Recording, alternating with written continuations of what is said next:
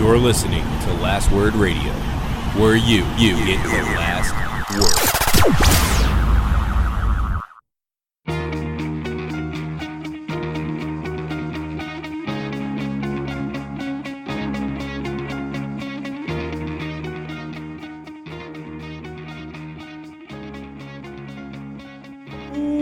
Welcome to the Fourth Line Podcast in partnership with Last Word on Sports. This is August the 11th, 2017, and with you today is myself, Carl, and the always wonderful Joel. It's a Friday night. You know what time it is? It's podcast time. It's podcast time. We're gonna record two of these bad boys. Yeah, we're gonna do the regular show, and if all goes well, we'll also do a Patreon episode right after, coming out later this week for all of our fantastic Patreon supporters. It's true, yeah. Apparently, I always thought like my inability to speak properly was like an early morning thing. Nope. No, it's just I can't speak properly. That's fine. And maybe after 100+ episodes on the show, you still get a little nervous. That's fine. Just the butterflies in my stomach. Yeah, exactly. We hit record and Joel he clamps up a little bit. Well, that's how I like to roll. I don't ever want to be comfortable. No, we try to keep you as uncomfortable as possible. That's why you're standing throughout this entire episode, actually. Yeah, pacing, actually. So if Joel gets out of breath, you know what? So, something kind of fun. I don't know. Maybe you don't like it. And I think as a Yankees fan, you'll have a stronger opinion about this than most. Major League Baseball is having what many seem to like, this Players Weekend initiative, where they are putting nicknames of players on the backs of jerseys. They're having these special jerseys and putting them there, which means for the first time ever, the New York Yankees will have a name on the back of a jersey in a game. Are you okay with this? Sure. Okay, so you don't care. And I'm not as worked up about this as some people are. Some people very worked up about this. Like, I don't view, because they're like, the Yankees shouldn't have names on the jerseys. From that perspective, I'm like, I don't really view these as real jerseys. It's like the Yankees have had names on the back of their All-Star jerseys. Like, when they wear the home run derby jerseys or whatever, right? So it's like they're gimmicky. They're not the actual names. So I don't know. I like the idea. I like the idea. The results have not been good. Like, some of the nicknames are bad. Well, when you try to give an entire team nicknames, my favorite is every single team has one guy who's just like, no, I'm not doing it. And so I think the Yankees have Brett Gardner, Steve Pearce with the Blue Jays. Yeah. See, well, here's the thing, though. So Gardner, everyone calls him Gardy. And so he gave that as his nickname, and the Yankees were like, no, everyone calls you Gardner, too. Because apparently that's what guys call him. And, that's what they call him as his first. They don't go, hey, Brett. They just go, hey, Gardner or Gardy. And so apparently every player submitted one or two or three. Or no, more than one, I think. Some were just given. But, so, Jose Batista's is terrible. But that's what he, goes, but that's his Twitter. I don't know how he came up with that name. Yeah, but that's not a nickname. Do people call him Joey Bats? I don't think so. It's Givens, hey, Joey Bats. Yeah, but I think no one calls Josh Donaldson, in person, the bringer of rain. Right, exactly. So I think, I would have... See, that's the thing. I would have preferred the nicknames of what people call him. Not Twitter handles. So, that's why... So, with the Gardner, that's why they went with Gardner instead of Gardy, because everyone calls him Gardner. Which makes sense, but I guess it's kind of lame in the context of this. But I don't know. I think some of the, because Aaron Judge's is All Rise, which is that's kind of dumb. Yeah. Well, what would you think if this came to the NHL? The NHL is all about gimmicks. They've got their 3-on-3 All-Star game. if there was a weekend where NHL players wore their nicknames on the back of jerseys and just everyone's name added a Y or an R to the end of it, would you be all right with that? Yeah, I'd be totally fine with that. I don't mind it. I don't know, like, where are you on this? Like, do you not like this idea, No, or? I think it's a great idea. Everyone, like, again, I'm in the same boat as you. If you don't like it, then just don't go buy one. But there's a lot of people who will go buy it. They'll enjoy it. They'll have fun. Their favorite player's nickname is on a jersey. It's great. Yeah, it doesn't. I don't know. And like you said, they're all much. like they're all novelty jerseys. None of them are like look even remotely like the official jerseys. Yeah, so it's like, so it's not wrecking the tradition of your team if you have one like the Yankees do. Like, I don't know. It just doesn't. I don't mind it. It feels more like an all-star thing. If they had done it for the all-star game, I think that would have been better, because then you don't have to come up with nicknames for guys that you've never heard of before. So, because like, I think there's guys on the Yankees that just didn't do it. Like Todd Frazier, apparently, I think guys traded at the deadline were too late in it because he doesn't have one. So he'll also just be Frazier. Yeah, so I don't know. I don't know why. Like, that's the thing. I would think a team could put a jersey together quicker than a day. Like, feel like they could do that. That seems quite doable. Yeah, they probably didn't just order 25 of them with only the names of the current 25-man roster. So yeah. So I don't know. I people who are getting worked up about this, I feel sorry for them. They just can't lighten up a little bit. Yeah, it'll be fun, and I would definitely enjoy it if something like that came to the NHL. Have a little bit of fun with things, and Uncle Gary will take any opportunity to make a little extra money. And it's all cash grab. Uncle Gary could wear an Uncle Gary hockey sweater. Yeah. Like, if he actually did that, I would like him better. Like, that's the one thing he could do. If he wore like just an old man sweater with Uncle Gary on the back of it, I'd be like, maybe we have it wrong about Gary Bettman. Yeah, that would do it. I like that. Well, Joel, we're coming down to the wire. This is my drum roll. This is the episode in which one. I finally decide what my bandwagon team is. It has only taken you 3.5 years. It's only taken me the entire summer. But first, we need to get some help with the Bluejackets. Mm-hmm. So let's find out if Joel will still be on the show. You threatened to quit if I pick the Jackets. Had a great chat with Allison Lucan, freelance writer for Bluejackets.com earlier this week. And why don't we take a listen to that? And then afterwards, I might tell you who I picked.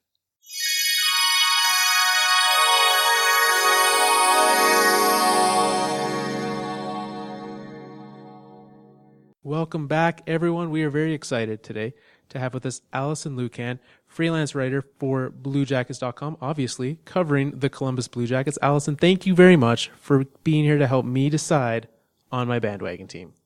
Well, it's quite a responsibility, so I really appreciate you having me on to help with this intricate question and analysis. Yeah, the hopes and dreams of Blue Jackets Nation rest on you tonight. I hope you're ready for that.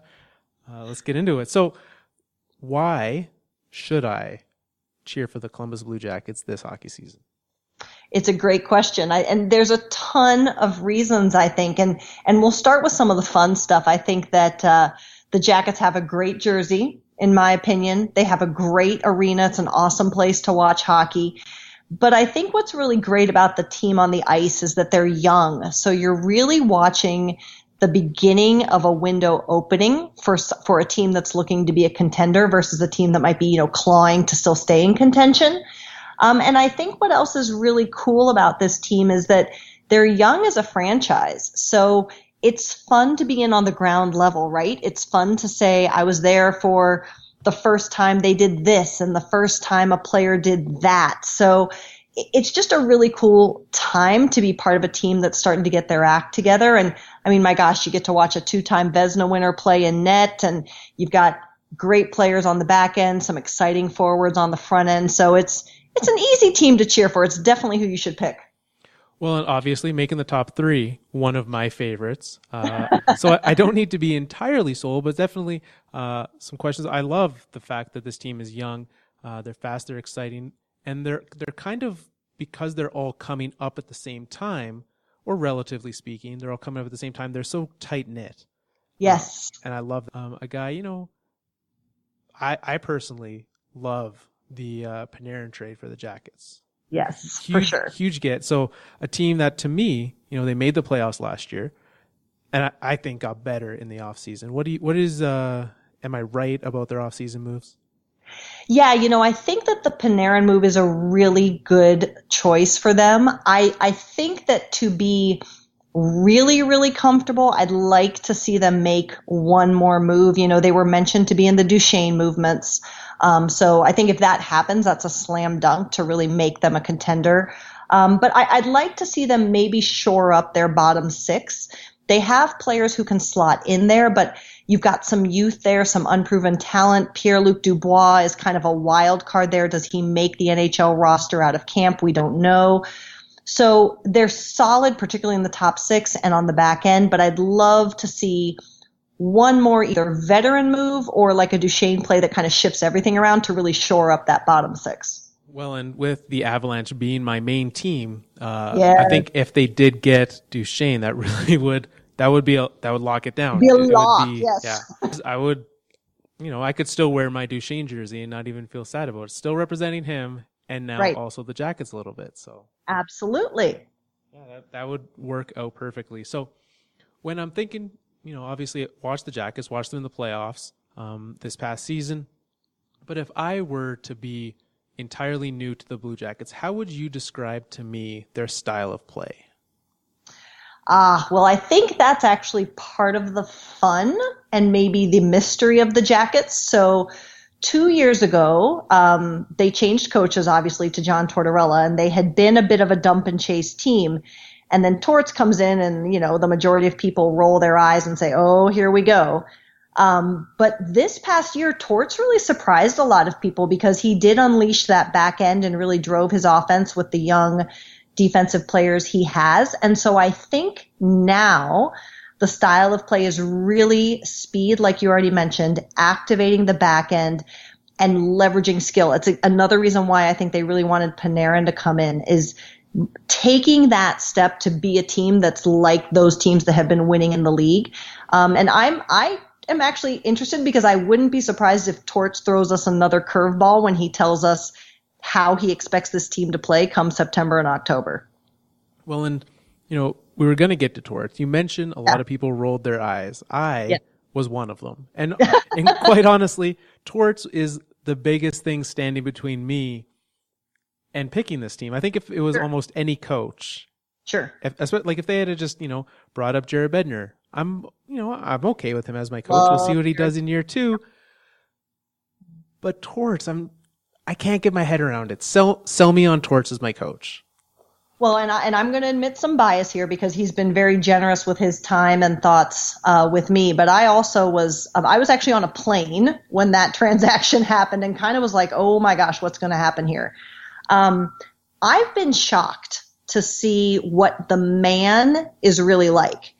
Owning that I think he's on a little bit of a redemption tour of his own. I mean, he knows what he looked like after the stuff with Calgary and, some of the other stuff in Vancouver. He knows. And I think he wants to set his own record straight. But this is a guy who cares intensely. And if you talk to Jackets today, they will say, this guy cares more about winning perhaps than we do. He is fiercely loyal to his players, which I think helps a young team. He protects them to the right degree so that they can grow, they can build a culture, they can feel tight-knit, they can feel like they can do what they want to do without repercussion from media or what have you. And the most important thing is, as I mentioned, he has changed systematically. Now, he won't use words that maybe some of the more modern hockey minds use. He'll roll his eyes when you ask him about quote unquote advanced stats. But if you listen to what he's really saying, he is thinking about the game in a really progressive way. He's talking about, like I said, activating the defense. He's talking about scoring chances. And I've been really pleasantly surprised with who he is as a guy that you work with in terms of being in the media, and also as a guy who's coaching these players. I see how it gets old for these players because he works them hard. But as everyone says, you can't find a player who has played for him, who's excelled, who doesn't say he's one of the best coaches in the league.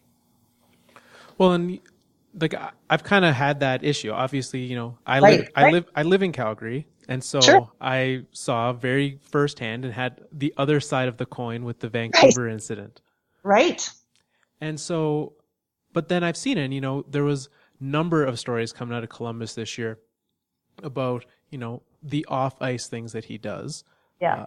And, you know, obviously, had a great year coaching. And so I definitely sit here and wonder, you know, who is, you know him much better than I do. Sure. Who is John Tortorella? And should I put aside, you know, the last 4 or 5 years and look at a guy who, you know, had success previously in Tampa, obviously, and is having success now in Columbus, and say, maybe that's Torts. Maybe it's not the guy who tries to barge into the Flames locker room after the first period. I mean, and listen, he is both, right? I mean, he did those things. I'm not going to sit here and say he didn't or apologize for it or say it was okay. It was wrong. And I think that he gets results from the right group of players. And it's kind of like a short burning candle, right? Like he's going to burn out with a group eventually because he's so intense. But I think in context of the Blue Jackets, he is what this team needs right now. And I'm so encouraged because, as you mentioned, like the way he learned to coach this group, which I think is different than how he coached in Vancouver. It's even a little different than how he coached in Tampa Bay, even in New York as well. It shows that he can adapt too. So in terms of if you look at his job as a coach, he's adapted and he's a good fit for this group and what they want to accomplish. So what do you think? One last question, then we'll move on from Sure. the coach. Sure. His first year here wasn't a full season. Was that what led to the struggles that first season with him in Columbus? Well, no. So if you remember the first year, like you said, it wasn't a full season, and this team came out and just sputtered right out the gate. They lost their first 8 games. And I mean, now those guys will admit like the wheels just completely came off. And when Torts came in, he even had to have the equipment guys put players' names on the back of practice jerseys because he didn't know, but he knew Brandon Dubinsky because he had coached him before. And that was literally like it. I think that group was reeling so hard and he was trying to get to know them and they were trying to get him, that the first season isn't great, but watching what he did with time to prepare and what players did with time to prepare in terms of knowing who they were working with, I think that's a better representation of work. But again, one of the things that's the interesting wrinkle of being a Blue Jackets follower or fan is that their next huge challenge is consistency, because this is what they've done for a while. They have a great year and then they have a horrible year, and then they have a great year and then they have an injured year. So in my mind, it's going to be this coming season that's really going to be the test, because was last year a flash in the pan, or are you really the team you were 2 years ago, right? So we have to see what this next year tells us about who they are. And that is where I also have to make up my mind. Yep. So with everything that this team has, you mentioned, Bobrovsky with the 2 Vezinas, lots of award finalists, all-star caliber players. Is there like a hidden gem about being a Blue Jackets follower? Ooh, a hidden gem. I think what's fun, and I will reference a little bit of what we saw in Nashville, since that's something that a lot of hockey fans saw regardless, is I think that what's hidden about being a Blue Jackets fan is kind of that whole newness, right? Like we hear stories about how in even a Boston or in a Pittsburgh, and I get this, like fans are like, let me know when I can buy tickets to the to the conference final, right? Because we've been in the first 2 rounds 18,000 times. And so the hidden part is just the unbridled excitement about seeing this team do stuff for the first time and just not being critical and just being so excited about the positive things. I think that's so many firsts and so many like, holy cow, we finally did it. It's without the like beleaguered Leafs fan syndrome, if you will. That's what's really cool about watching this team and this fan base come together. Well, and you see on social media, the fans die hard. Like, oh yeah. I would argue anyone. Like, sure, the Leafs have the numbers. There will be as many diehard Leafs fans as there are Jackets fans. Sure. But percentage-wise, it's not even close.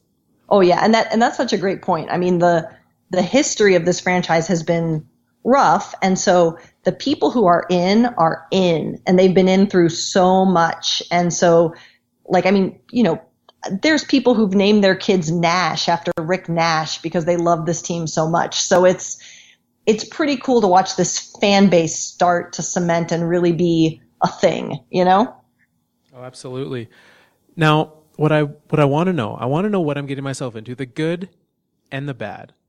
If I were to pick the Columbus Bluejackets as my 2018 team, what's the worst thing I could expect? Like, what is, if it gets bad, you know, obviously losing, it happens. They could lose. But what is like that thing where I'm like, you know, this could be bad? The worst thing that could happen is that you fall prey to what some will call the same old Jackets syndrome. So because the Jackets have struggled to find some consistent success, like we talked about, if things go bad for even like a couple games, you have so many people thinking the sky is falling. You know, Artemi Panarin didn't come to Columbus right away. Is he like Jeff Carter? He doesn't want to play here. So there's definitely a bit of a concern and why doesn't anyone like us and why aren't we good and everything's going to be awful. So we call it the kind of the same old Jackets syndrome, and falling into that pit of doom, if you will, is the biggest risk of being a Blue Jackets fan. Well, it is good. I have a fresh perspective. So anything that happens, good or bad, would be brand new for me. So very true. Very true. Luckily, I could avoid that. Who would you suggest I pick as my favorite Jacket? Zach Werenski. No question. That is a solid choice. Obviously, his year this year, yep, a little hard for him to win the Calder with some of those other performances. Impossible, yeah. But in most other years, well, he was deserving of what he got for sure. Absolutely, and what's really cool about him is the way he plays. You know, he's always head up. If you watch the amount of time that puck sits on his stick, it's some of the smallest amount of time I've seen, particularly with a defenseman. And, you know, he's now just turned 20. And so the ceiling is still way above where he is. And what's really interesting to me, too, is to talk to him and listen to how he thinks the game. And so I think he's a really interesting guy on the ice and off. And I think he's going to be a cornerstone of the franchise. So that's why he's my pick, is he deserves it for who he is and how he's presenting himself, but also what he can do when he plays. Well, and I could either get a Zach Werenski jersey or just a shirt of his face. Right. So. Exactly. You know what? It was really cute because the guy who made those shirts brought him some, and Zach was just so thrilled to get him. Like, it's cool too to see that. Like, and he and Austin Matthews are good friends, if not everyone knows that. And they were talking, and he was joking he was going to help Austin write his winning speech, of course. But you know, he was just so excited, and so it's cool to see a guy who's so talented and so skilled, but still enjoying the process of what he's going through. Absolutely, and he's been fun to watch.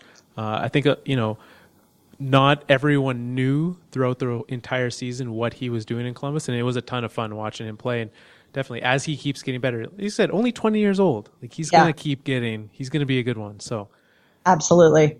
All right. Well, what can I expect this year, performance-wise? Are they, made the playoffs last year, and kind of worried of the off and on? We've seen it. It's a little San Francisco Giantsy. Like every even year they're bad, every odd year they're good. Exactly. No, I think that I think that they're going to make the postseason this year. I think that they're probably not going to be as prominent in, they're not going to, I mean, who's going to have another, super long game winning streak like they did. But I think that they're going to have a lot of lessons learned. I think they're going to be more consistent. They're going to make the postseason. And, the interesting thing is if they seed differently, they have a lot better path, as we all watched this year. And I think that they will make it past the first round. So there you go. That's the first time I've said it this year, but that's what I'm going with. I like those odds, especially, if they went up. My former bandwagon team was the Capitals. So if they could oust them sure. and prove to me that I was right to hop off the Caps and onto the Jackets, that would just be fantastic. Well, and I think that's the thing, right? Like the Metro is such a crazy gauntlet. Like that's the perspective people have to keep is if you can just make it into the postseason, you have a really good shot. And I think they could beat the Caps in a 5 or 7 game series. So I'm like I said, they'll make it past the first round. Well, they gave the Cup champs a fight. That was not a blowout of a series. It was, sure they lost, but right. It was about as good as it was much better than I was thinking. So that it definitely played into my ideas of, hopping on this Jackets train. See, there you go. It's a tough decision.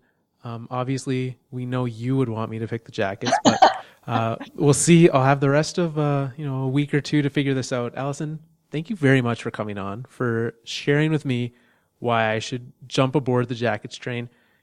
Can you let everyone know where we can find your great work out there? Oh, well, sure, of course. Thanks for having me, first and foremost. This was fun. I look forward to your decision. And you can find me on Twitter at Allison L. And the majority of my work you can find actually at bluejackets.com. So that's where a lot of my writing goes. Yeah, and definitely make sure to give her a follow. Jackets Game Day, Jackets, leading up to the season. Lots of fantastic work coming from Allison. So thank you very much. Appreciate your time. And I will, let you know my result. We're looking forward to it. Thanks so much again for having me. This was great.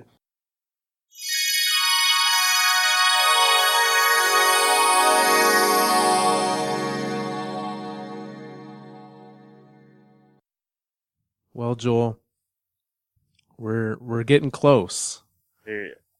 I tried a drum roll before. I don't think I should try it again. That's fine. And it's not that's not something that you need to do.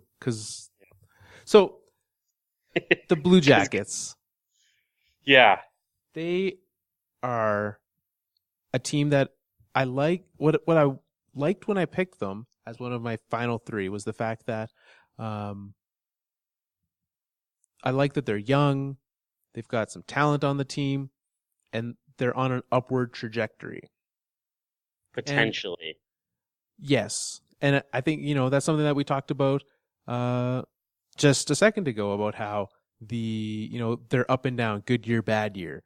And the fact, Torts' method works until it doesn't and people start to tune him out, right? He's a very in your face, aggressive coach, which works. And then all of a sudden it doesn't.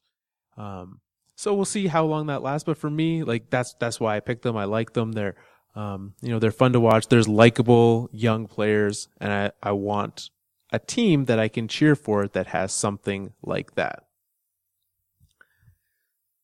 So how do you want to do this? I don't want to do this. You don't want to do it. So I'm worried because I enjoy podcasting every week, and I'm worried that this is the end. I'm worried that I'm just going to walk away and never come back in about 30 seconds, or I don't know how long this is going to take. Are you going to go through your thought process to reveal, or are you just going to be like, what's the guy's name from the PA that holds the tickets for the lottery? Yeah. What's that guy's name? I don't know. Yeah. Bill Daly? Not him. Was that? Yeah. I don't know. I won't do that. I won't just drop it right now. Oh, okay. But I will kind of give some of my thoughts on it, on why. And so, in leading up to this, I've, been sold by each of these teams. And at the start of it, there was kind of a leader in the clubhouse for me on who I was leaning towards. And every single week when we talked to someone about their team, whether it was Section 328, Mike from Pucks and Ducks, or Allison this week, the decision got harder. Like, when you talk to fans of those teams and are genuinely willing to listen to why that you should be a fan of that team and are willing to potentially do that, it gets way, like, you can buy into that. These are people who, care about their team. They follow them day in and day out. And you can see that, and you see why they do. And it's not necessarily just because they're local. I do not cheer for my local team as my number one team or as my bandwagon team. So it's not, the localness isn't enough to always capture you, and especially to be as passionate about the teams as these people are. So it definitely rubbed off on me, and it got harder the more I talked to more people. So I'm glad we only did 3. I'm glad I only narrowed it down to 3. If it was 5, I don't think I could have made this decision. I just would have written the names on the fingers of my hands and gotten my wife to pick one of them. So point to a finger and tell me which team I picked. I was so confused where you were going with this finger thing. I don't know why. I don't know why my decision wouldn't be names in a hat. I was like, what's something with 5? Oh, my hand has 5 fingers. That's what I'll go with. Just write them on. I don't know. So Joel. Confusing. It's the weirdest way. That is officially the worst. If someone were to say, hey, if you needed to pick between 5 of them, what would be the worst way? That's it. Yeah. That is officially it. It's so bizarre. It's so I feel like I don't even know how we move on from that point because I don't get it. Do you write them, where do you write them on your fingers? Just on the inside, and then you hold it up like this? People can all see what I'm doing. I think so, yeah. I think you write them on the inside, and then on the palm side of the fingers, and then you show the back of your hand. They pick one of them, and then you turn it around, and that's the deciding finger. Right. That was how it went in my mind. Don't do that. Just do names in a hat. Maybe just draw them out of a hat next time. Yeah. Wow. Okay. Well, that's so. Can we eliminate a team? Can we get rid of one? Can we bring it down to 2, or is it still too close to call? Do we need to do you need to watch these teams for a couple of months? No, I have decided. Oh. Yeah. Okay. So I'm not gonna wait until November and then see who's doing better in the standings, because I'm not gonna lie, that's probably what it would come down to. I'm this right. other team, and then it's just it's too much. So I have decided, and tonight you will know who I have chosen. Do you want to eliminate a team right now, and then talk about it a little more? Do you just want to know what my decision was? All right, let's just do this. Let's just hear it. Let's go 3-2-1 or 3-1-2 or however you want to do that. Okay, I'll write the names of the teams on my fingers, and I'll slowly take away the fingers, and that will show you which one I'm going with. So okay, no, let's just do it. Let's just do it right now, Joel. This is suspense. Suspense is killing me. This fall, I have decided to take my talents to Wrightsville Beach and become a bandwagon fan of the Carolina Hurricanes. I disagree with this decision. But it's not the Jackets, so you're still not the here. Jackets. So that's the only bonus. Here's my logic. I'm not gonna like your logic, but go ahead. Well, you'll like some of the logic. I doubt it, but okay. The Jackets logic. I didn't want to lose you. Oh, okay. Yeah, you were important to me. That's nice. However, and we'll get to this in a bit. Some fantastic reasons why people should replace you as host. Okay, we did get some people. People were just clamoring to just... One person wasn't. No, hey? One person was... Okay, well, that's good. I'm glad I have one fan. Yeah. So, there's that. That's one reason against the Jackets. The Ducks, they're good. But, like, I know what the Ducks are. Yeah. And I want something with some potential for excitement. And, like, when I look at the Ducks, I'm like, if they do the exact same thing as last year, will that excite me? I'm like not really. And the way I came to my decision is which team do I think I'll have the most fun cheering for? Because that should be what it comes down to. And it doesn't come down to which team will I have the most fun, winning with. If it came down to wins, it would have been the Ducks. If it came down to which team was offering me the best bribe, it would have been the Ducks. But I thought back to the Oilers series against the Ducks, which is when I, watched the most of it. And that was an incredibly tight series. And I watched the Ducks get these leads and then play incredibly skilled shutdown hockey for the second half of the game, and thought to myself, like, do I actually want to watch that? And I know that the Hurricanes are also a very good defensive team, but they're also a team that's going to be down some.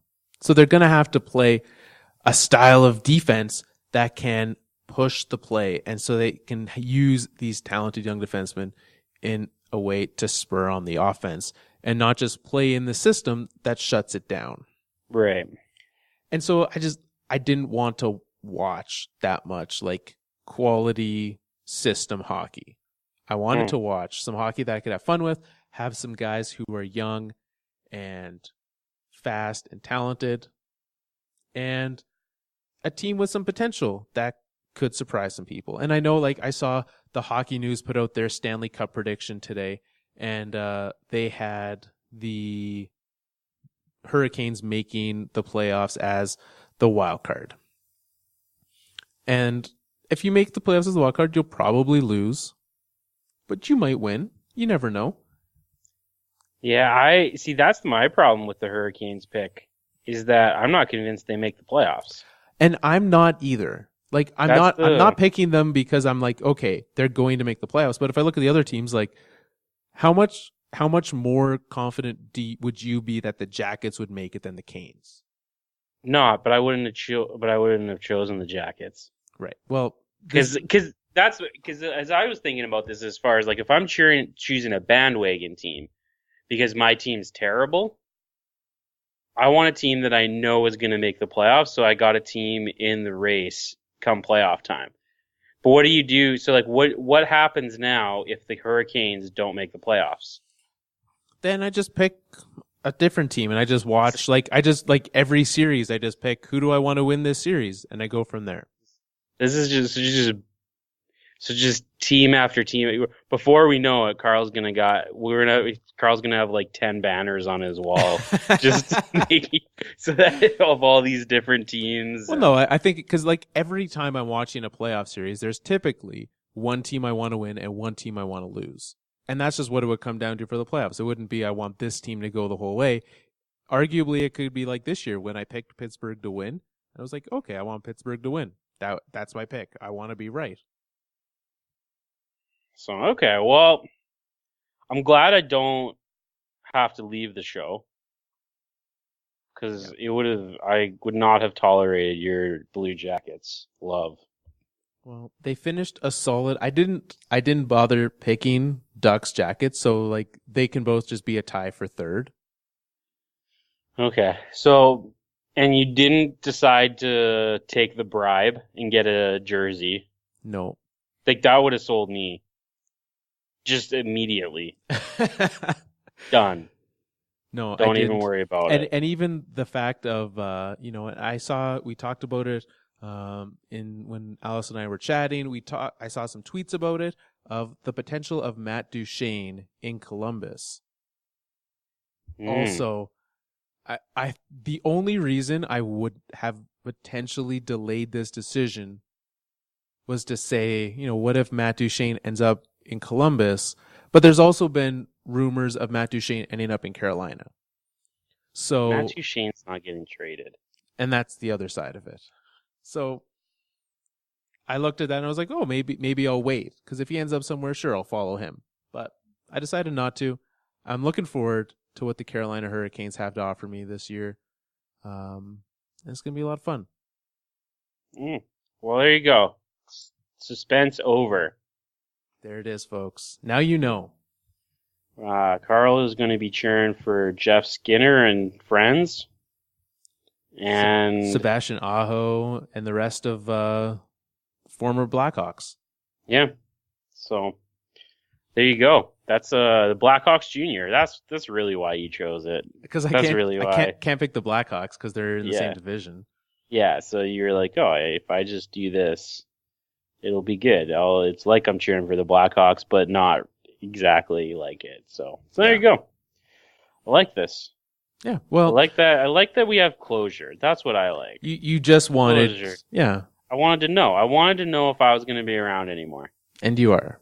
And I am. So now what? I wasn't sure if there's going to be. I was just walk away. So do we have more show or? We do. Yeah. Okay. So we were going to talk about what happened in the NHL this week. Yeah.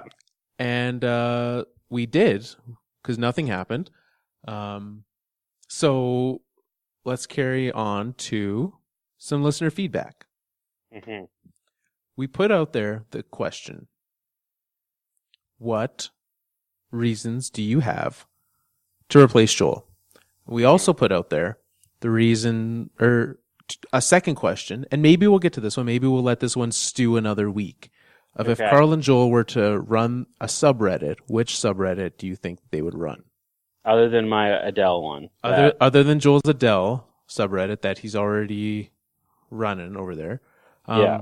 Do you have an Adele update? What happened this week in Adele? If you aren't on the Reddit, then I'm not going to tell you. You go check that stuff out. Okay, maybe there was another thing, like, because I know that nothing super new has happened, but I don't know. Maybe there was something that I missed out on. I don't know. Okay. I don't want to talk about this. I leave Adele and NHL don't go together. Those are two separate worlds that I don't like bringing together. You don't like to mix them? You like to keep work and pleasure separate? Yeah. Okay. I'll let you decide which is which. I think we all know, Joel. I think we all know. All that Adele business is just too much for you. You've gotten in too deep. You can't get out. It's a cry for help. It is a cry for help. If Adele comes on the radio, do you turn off immediately, or do you let that go through? No, I let that go through. Okay. Yeah, I think at this point you probably don't, do you? Like you're just, it brings up so many upset memories from struggles with the subreddit. Well, I'm having struggles right now because I just saw that there's a post that I gotta spend time if I'm gonna let it run or not. The Adele Mandela effect. So I gotta see what this is all about. Okay. So you read that first email about people replacing me. Well, I get to do some of my work on the side here. All right. So got a number of people send us their tweets, their emails, their Facebooks. We didn't get any Pinterest messages this week, but we did get a number of submissions. First one came in from our friend Eddie, who said he should replace you because he's like you, except Scottish, and he drinks more, and he could make my decisions for me. Which, like, I'm my own man, Eddie. I don't need you to make my decisions. We don't want people making Carl's decisions, because then we would be, because like we wouldn't have had this thing where we figured out Carl's bandwagon team. We just would have become a Leafs podcast. Yeah, it would have just been like, oh, okay, Leafs and Leafs. Which probably nobody wants. I would love, but I don't think anyone else wants that. I'm also fairly certain that there's a lot of people out there who, like, if you listen to podcasts and you're a Leafs fan, you probably already listened to some sort of Leafs show. That's true. Whether it be like Leafs Lunch, listen to Jeff O'Neill and Patrick O'Sullivan talk about the Leafs. I don't think Patrick O'Sullivan's on it all the time. Okay. It's Jamie McLennan Oh, old noodles. and Jeff O'Neill. Well, I'm not a could Jeff listen to O'Neill fan. me I think neither.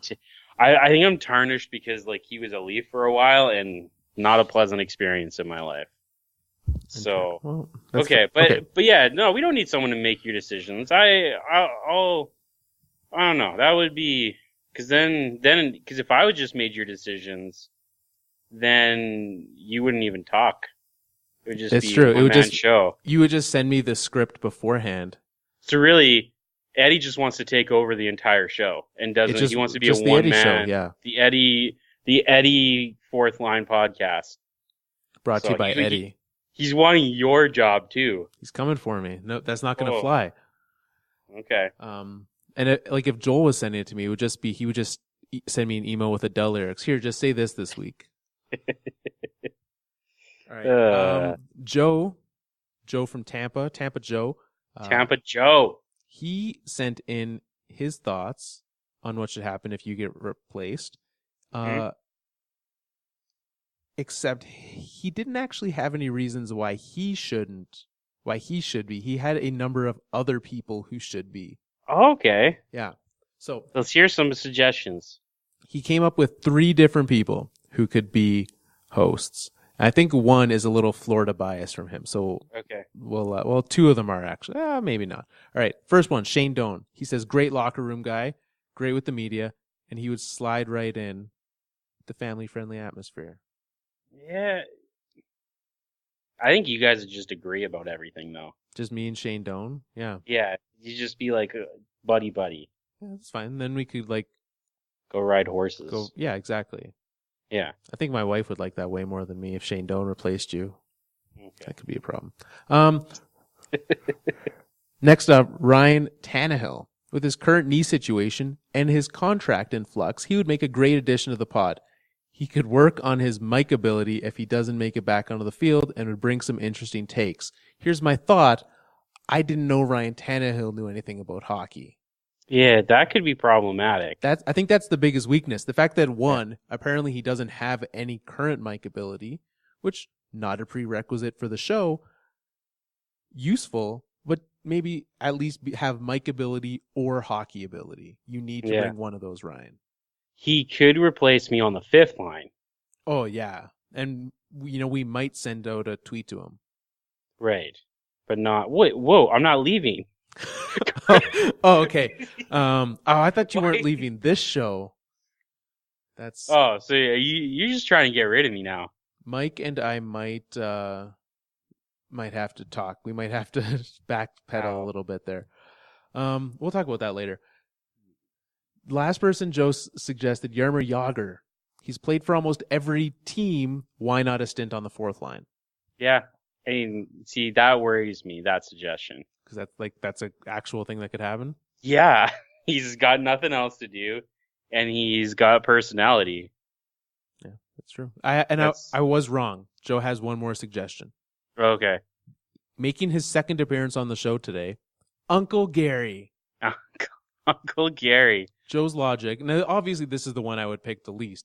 But his logic, if he's podcasting with Carl, this may distract him enough to where he won't take away our beloved sport from us for an entire season. Sold. Get him in here. If we can get Uncle Gary to be a member of the 4th line, will you step down? Yeah. Okay. As long as it guarantees me not losing a season of Austin Matthews. All right. Let's go quickly to some others. Graham, what I find interesting, he said Joel is irreplaceable. Oh, Graham. I think we have a leader in the clubhouse for the mini stick. Leader? All right. Well, there's one other one that I think could surpass it. And I don't know. That's tough. We'll let you pick the winner. If that's the leader in the clubhouse, here we go. Jeff comes in and he says, first, he loves hockey and sports. He loves hockey, baseball, soccer, basketball. Okay. If he wasn't hunting or fishing, he would be playing basketball and hockey in his free time. But more importantly, I love barbecue. He's been barbecuing for over 40 years. barbecues as much as he can. Steaks, pork steaks, pizza, hams, brats, burgers, dogs, chicken. Everything is the best when it's cooked on the grill. This worries me. This one's worrying me more than Yager's submission. As well, he offered to be a double agent for you. So he would elicit your thoughts, and he would push what he is calling the Joel agenda. Is he a Leafs fan? He doesn't say what he's a fan of, okay. but if he's offering to push your agenda, so if you want him to push the Leafs agenda, he will. So Joel can still be involved behind the scenes. That is what he offers. Double agent, grilling, lifetime of hockey, barbecue, and more. Sounds like a man after my own heart. So there's the guy who's pretty much you. Mm-hmm.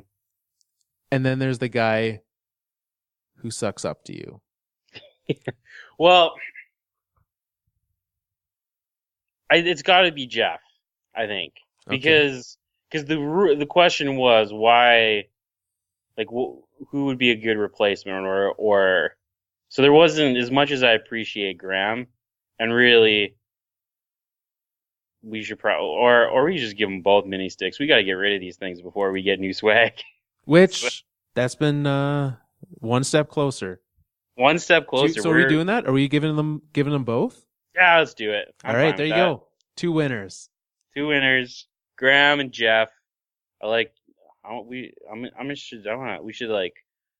should chat with Jeff. I want some barbecue tips. 40 years, man. Yeah, he's learned some things. He's Especially got some knowledge to drop on us. I've never done pizza on a grill. Yeah, that was the same thing that as you were listing that, I was like, pizza. I want to know how this goes. I don't see that as being bad, because like pizza tastes way better cooked on like in an oven, an oven, but like one of those like hearths versus like a kitchen oven, like an electric oven. Yeah. So I would say like cooking it on a flame on a barbecue would be very similar. Like it's not wood cooked, but it's better than electricity. Okay. Yeah. I don't know. I don't know how to work. You'd got to be thin crust, right? Yeah. You couldn't be thicker crust. You couldn't like bake the crust. Like, some of the thicker crust that kind of like bakes as it cooks. You couldn't do that on the barbecue, I don't think, right? I don't think so, no. So, okay. Well, I have a question for you. Okay. It's really like there's no NHL news. This is not. Before we get to that, we'll let the Reddit question ride.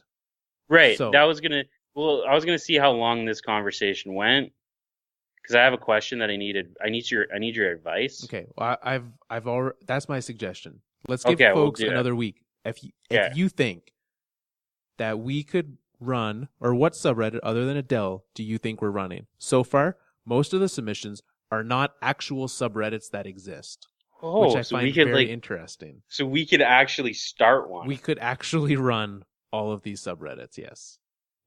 Yeah. So there you go. So here's my question. So I play like beer league slow pitch. Yeah. Last night I was playing second base. Okay, that's a rare location for you. Yeah. And so and it's like co-ed, right? So there was a play. Guy hits the ball to the outfield. Girl starts running from first to second, makes it to second, and she rounds second. Well, so as the ball is coming back into the infield, she decides to like run too far off of the base. So we now kind of have her caught off the base. Yeah. In what some might call a rundown. Yeah, but it wasn't quite a rundown, because like basically she was heading back to the base because she realized she was caught. So the guy who got the ball, I think it was our pitcher, because like I think the ball missed the cutoff or something. I'm not entirely sure how we got into this situation, but I'm standing at the bag. Our pitcher has the ball. He throws it extremely hard towards me, like because he's trying to get her out, right? Right. As you do. You play to win the game. So then the ball is heading for her head. Not good. Which is generally why you don't try and make plays like this in this type of league, because it's recreational. You don't want to like kill people. Yeah. So ball's going at her head. So I, knowing that the ball is coming quickly and at her, kind of like jump to the side to like kind of cut her off, catch the ball. So like protecting her head, but in process, You tagged her out. tagged her out hard, like really hard. Oh, Joel. So like, and she was out. The ump called her out. Like, so like, it was an up and up play. Right. Other team very mad at me because like they thought I intentionally like tagged her really hard. Yeah. But really, what I was just trying to do is protect her. But in process, I got her out as well. Yeah. Legitimately. So, like, should I have felt bad about that? That's my question. Because, like, I had people on my team on both sides of it saying, like, no, you should apologize about that and you should feel a little bad. And then, like, other guys being like, no, you made the play and you protected. And I didn't hit her in the head with the ball. It was on the shoulder. Okay, that's good. So it wasn't like tagging to the head. It was definitely on the shoulder. But it was hard. Like, so I could see why she could be upset about that and her team could be upset, but 100% you did what you should do in that situation. Especially like the reason you did it was to literally stop her from being hurt. Even a hard tag on the shoulder beats a ball to the face. Yeah, that's what I thought. So, okay. So then that's not the end of the story. I'm not surprised. So later in the game, I'm on second base as a base runner. Uh-oh. Oh, and so this is so ball gets hit to shortstop on the ground. I take a few steps off second, run, and like he throws the ball to first to get the out. I run to third base. But this again, co-ed slow pitch. So like more often than not, a ball gets dropped. People don't know how to throw. So I'm just like, we were down. So I was just like, I'm going to run to third. I'm going to round third and just go home. This was my plan. Well, the girl who was playing third base plays the bag. I may have like bowled her over. Not intentionally. Like, so, because I was looking at the play, because I was like, because if first baseman catches and throws it home, I'm dead in the water. So I was watching to make sure that wasn't going to happen. This one's definitely on you. So, ump calls interference and I get home plate. Wow. Because there was no play at third, so she shouldn't have played the bag. Wow. So, again, debate on whether I was in the right or wrong. I think you should have been a little bit more heads up on that one. I think so too. But I didn't say that at the time. You're like, I will take home. Thank you very much. Oh, of course, right? You always take home. Hey, speaking of which, did you see the latest breaking news? I did not.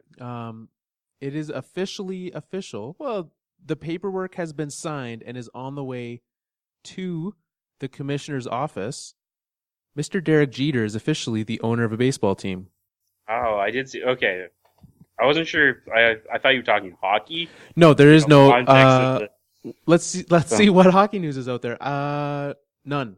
There's nothing happening. NHL.com is writing stories about guys who are friends, like from different teams. That's what NHL.com is writing right now. Yeah. It is very interesting. There's an article on NHL.com about how the Sedins want to make the Canucks better. Wouldn't it be like, is that really news? Like, I feel like the news would be if a guy didn't want to make his team better. Yeah. So, there's also, look at that. Earlier tonight on NHL Network, there was an article about my brand new Jeff Skinner. Made the top 20 wingers in the league list, but where did he rank? I don't know because I was not watching. yeah, that's fine. So but now I'm just watching Jeff Skinner highlights. There you go. So yeah, Joel, the first one you didn't do anything wrong. The second one you definitely did. Yeah, and it wasn't like a full knock her over, but it was a non-zero amount. And neither of them were intentional. I would like to make that extremely clear. Okay, I will accept that. So, and both times the ump said I was in the right. Well, if the ump's right. That's what I'm kind of going with. Half the people will think that the ump is wrong. No one likes umps. Oh, the other team was not thrilled with me. Did you have another at bat after that? No, that was the last inning. We mercied them at that point. They unraveled at that point. No, it was close at that point. That's why I was rounding, because I was like, I want to get more. It was tied, or we were down one, or we were up one. But at that point, they unraveled and we mercied them. Yeah. It was. I find myself in these situations often. I do too. People get chirpy at recreational sports. It's weird. Anyways, Joel, thank you for staying on the show. My pleasure. Thank you for letting me stay on the show by your selection. Graham and Jeff, send us via the Pinterest or other means of communication how we can send you your mini sticks. If you want a mini stick, tweet, email, Facebook, Pinterest, carrier pigeon, your Reddit submissions. And how do people do that, Joel? They head to the twitter.com/fourthlinepodcast, facebook.com/thefourthlinepodcast, and they can find more at thefourthlinepodcast.com. They can email it, mail@thefourthlinepodcast.com. If you want, we're going to go record a Patreon episode right now. We're going to talk a little bit hockey and a little bit celebrate an anniversary of sorts for us. It's true. So we're going to go talk about that. If you want to listen to that episode and you're like, I want more Carl and Joel, head over to patreon.com/fourthlinepodcast, and you too can be part of the great people who support us. Thank you guys very much. Thank you very much for listening. Go Canes, go Avalanche. Boom City.